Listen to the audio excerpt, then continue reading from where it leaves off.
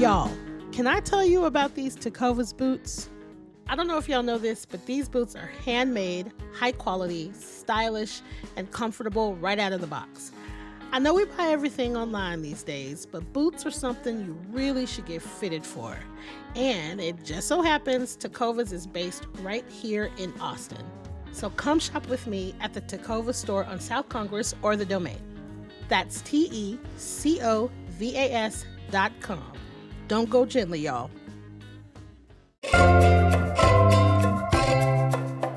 Today on CityCast Austin, we are talking to Asher Price with Axios about Elon Musk moving another company to Austin.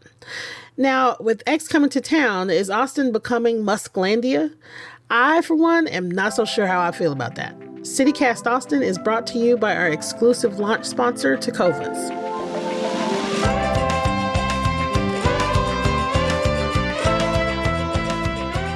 It's Tuesday, July 23rd. I'm Nikki Devon, and this is what Austin's talking about.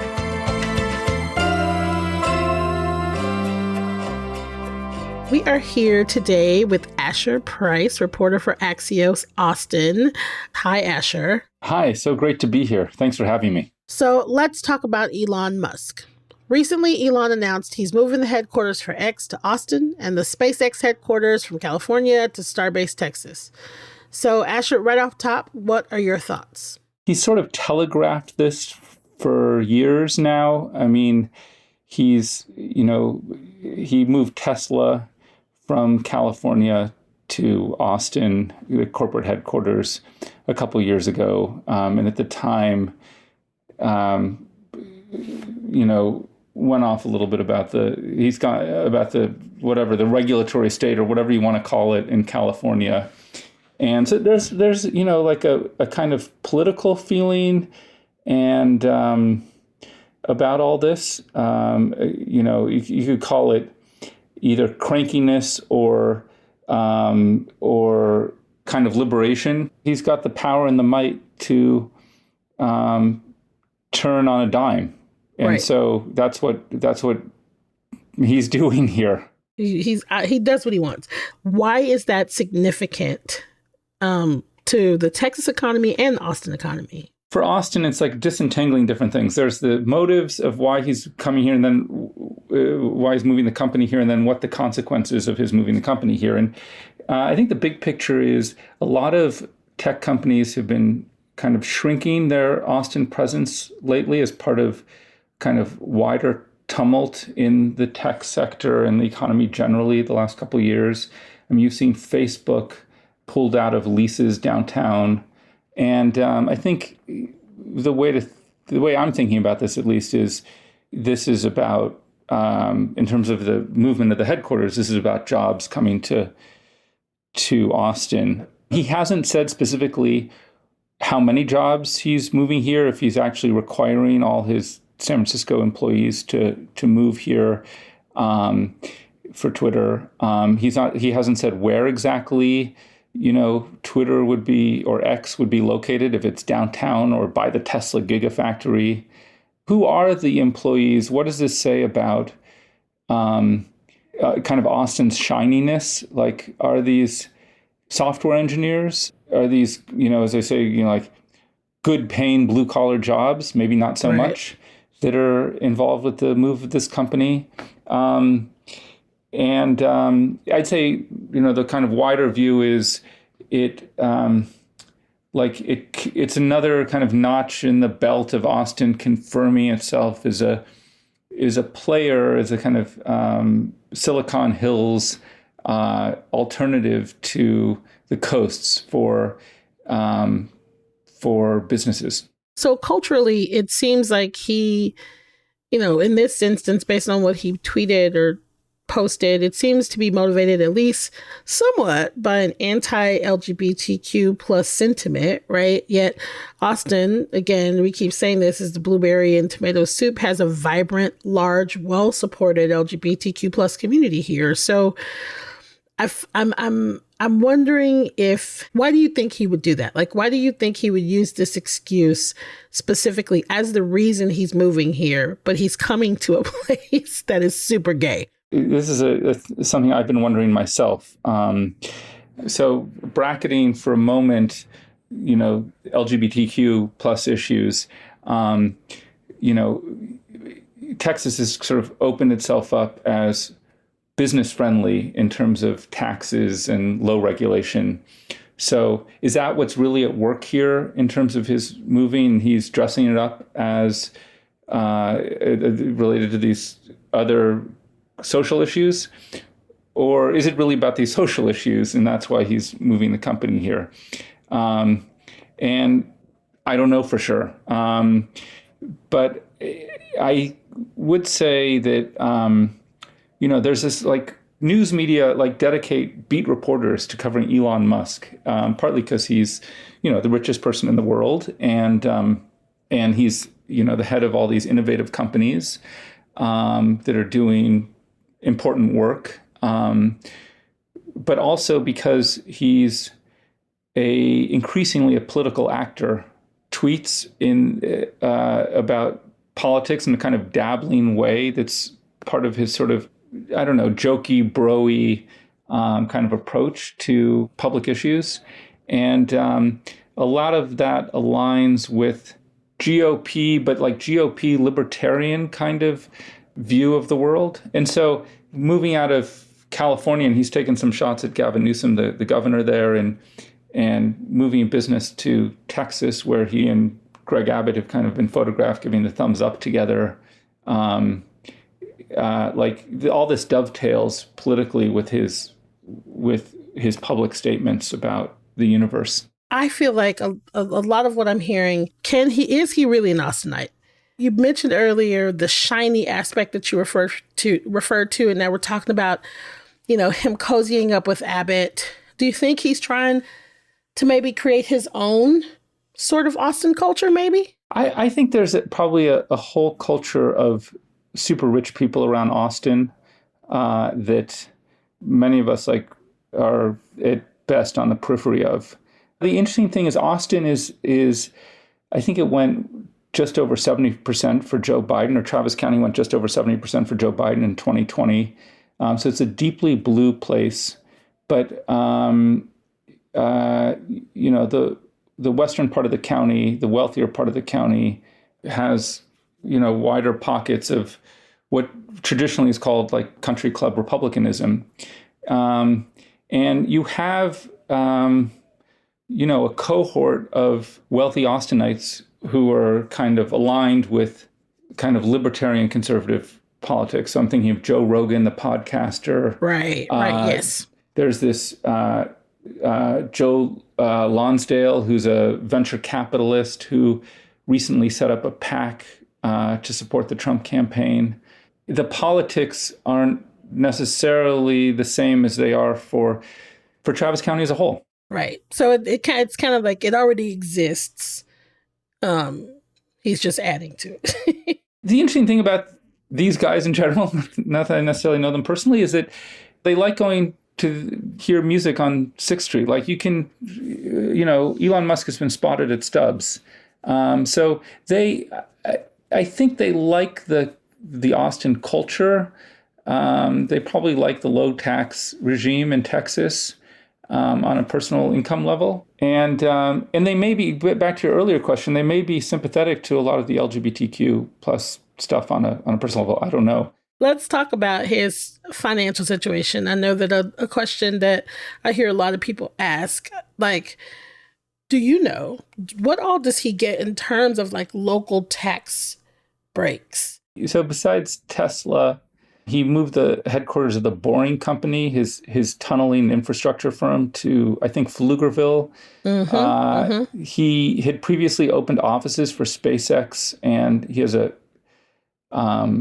this kind of newfangled neurotech firm called Neuralink there in Central Texas. And his private foundation, the Elon Musk Foundation, is actually located in Austin. So generally speaking, large businesses tend to get like school district tax breaks, sometimes city economic incentives to locate here. Obviously, Tesla employs thousands and thousands of people. So The argument, of course, is that it's in the community's interest to bring these companies to locate here.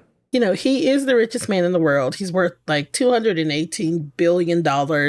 He makes $656 a second.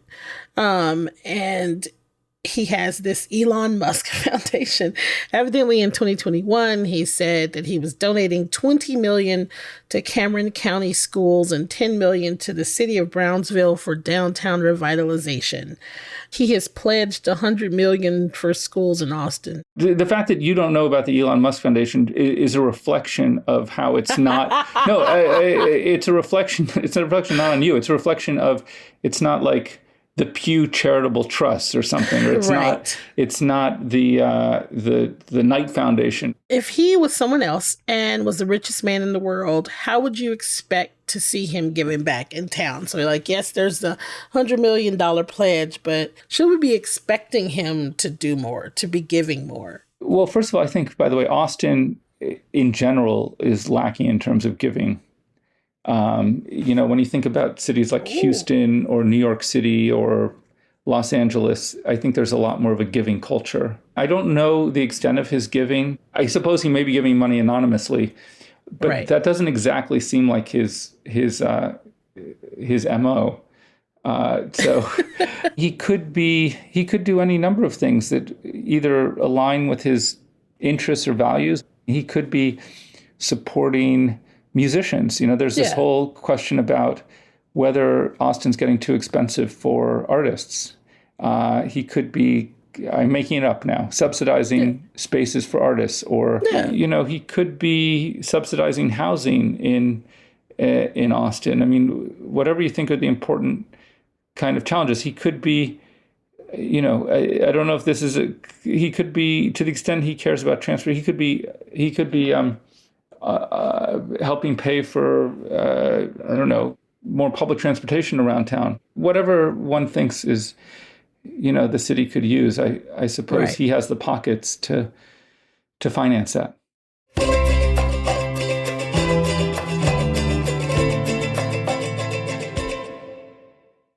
In your opinion, how has Texas lured him in? I feel like Texas is viewed as kind of like the Wild West. It literally, you can kind of get away with more here. I think if you know who you should know than maybe other places. Do you think that it has some of the lure for him to Texas? Oh, totally. Yeah. I mean, I think the kind of things that, attract people to Texas in the popular imagination is true of him. I mean, just to give an example, when he opened the Tesla factory, he appeared before people, members of the public who managed to get a ticket or whatever for the opening of Tesla factory. He had on like a cowboy hat. That was the cyber rodeo. The cyber rodeo. Thank you. So I think he totally embraces that Texas is a kind of frontier. That there's more room for experimentation here, maybe in his view, that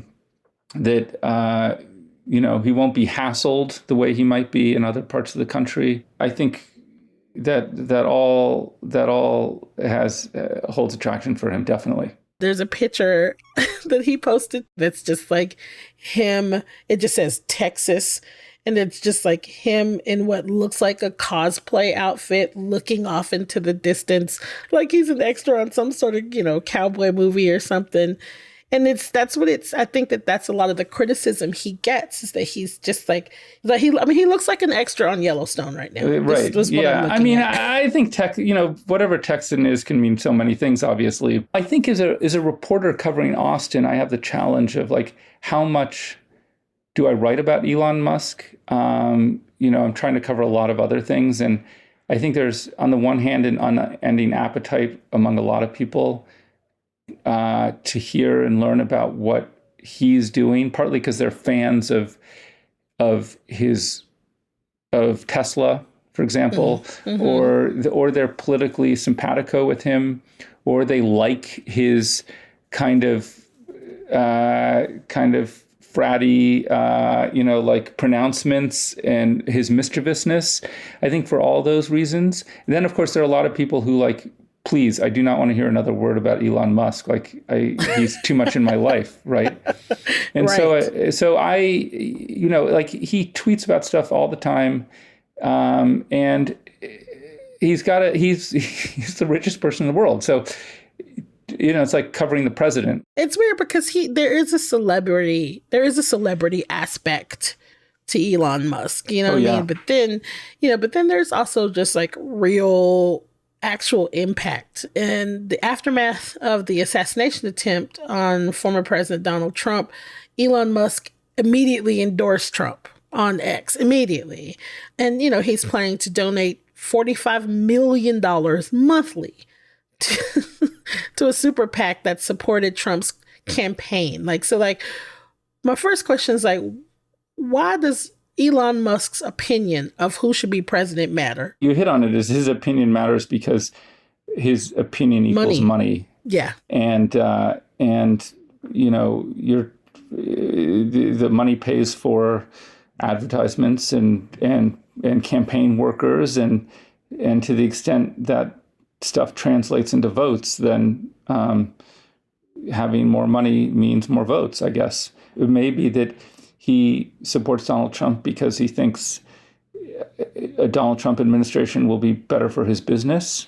But it may just be that he thinks, I like this guy and I'm all in on him. And I'm sick of the woke state or whatever, however you want to put it, which just gets back at moving X from California to Texas. So let's go back to the Boring Company. A few years ago, he hired the Boring Company to dig a tunnel in Austin, like in the outskirts of Austin for his gigafactory.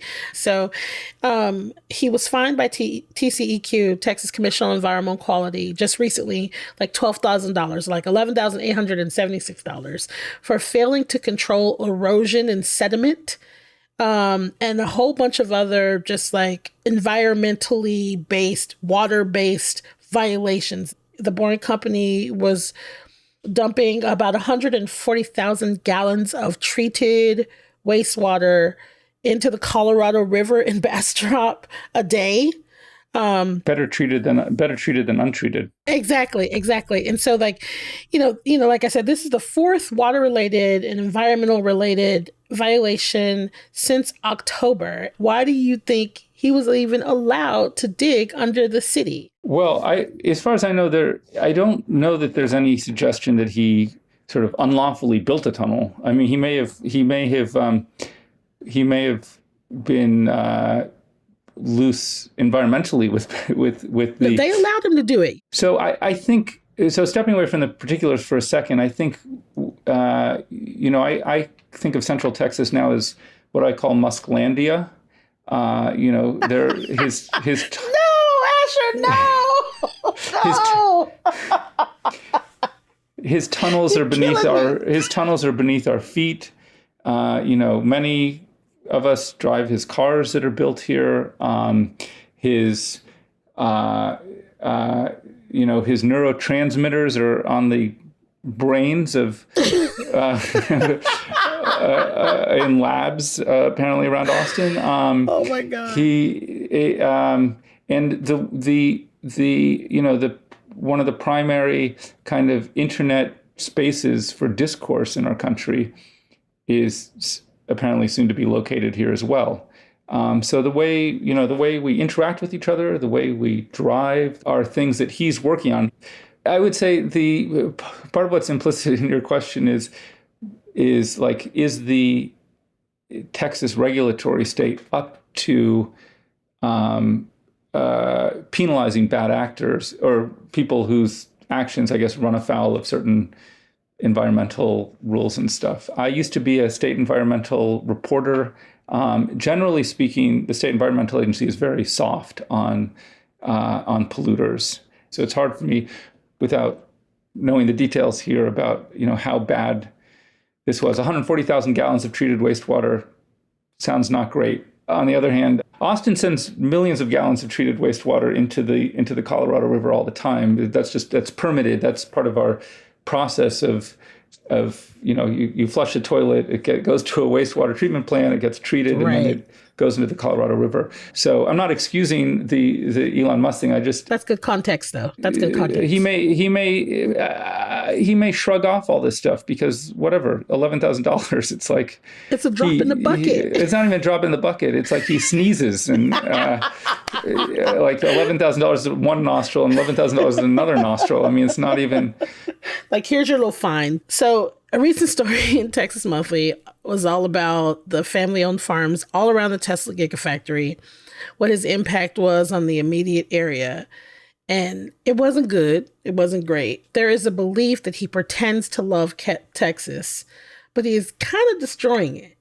Do you think that there is going to be a okay, now he's gone too far? Or is it straight up, are we just like a hop, skip, and a jump away from, being renamed to Elon Town or something ridiculous like that? That's a great question. I'd say, I think, first of all, I don't think he's going to get run out of town. I think he's too valuable.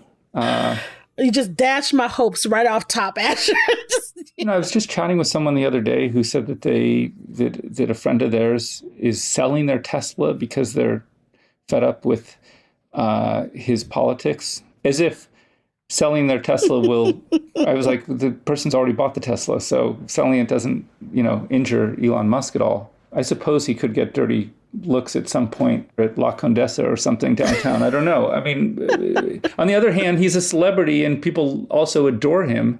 And he's revolutionizing, car manufacturing and car emissions. I think people love him and then other people despise him in a way that makes him a great Texas character as well. Asher, thank you very much for being with me today to talk about all things Elon Musk.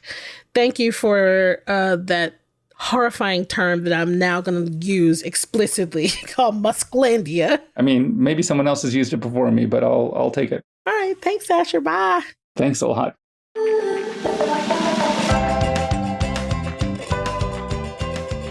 That's all for today here on CityCast Austin. You can find links to Asher's work in our show notes.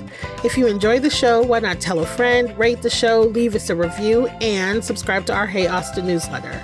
We'll be back tomorrow morning with more news from around the city. Bye, y'all.